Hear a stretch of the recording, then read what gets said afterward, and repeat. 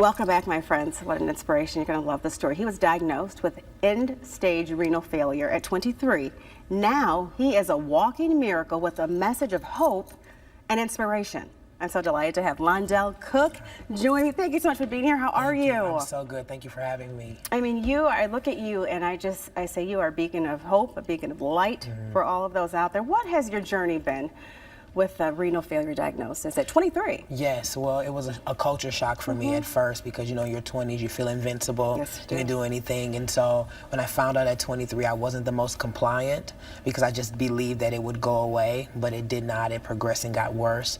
And so it ended me up in dialysis with renal failure for 12 years, actually. 12 years on dialysis? Yes, 12 years on dialysis. Oh my gosh. And then the miracle happened. You got a kidney from a very special person. Yes, I did. In your life. I did. That. And the feeling. Yeah, okay, and so I go to this church called Kingdom Life Ministries International here in Saginaw, and I was able to meet someone by the name of Annetta Williams, and so over the past 20 years I've been there, and she became like an aunt to me, and so they were very close to my journey, very close to everything that was happening with me, and her brother became ill.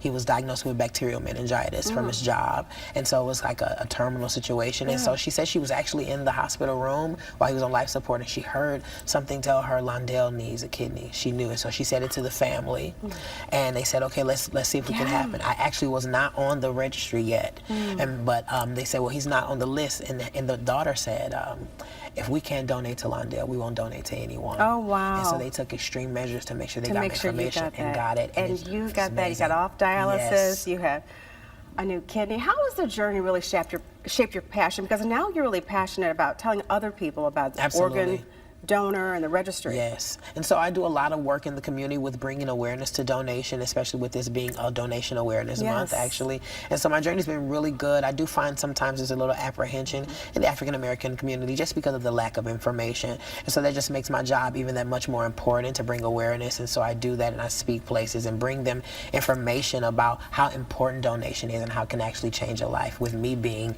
a spokesperson myself. Exactly. And what is the message that you'd hope to share with our friends out there about organ donation? Well, I want to let them know that it actually is an opportunity to help save someone's life. With me being having multiple organ failure that many years ago and going through the things I've gone through, and most people would say it was a death sentence.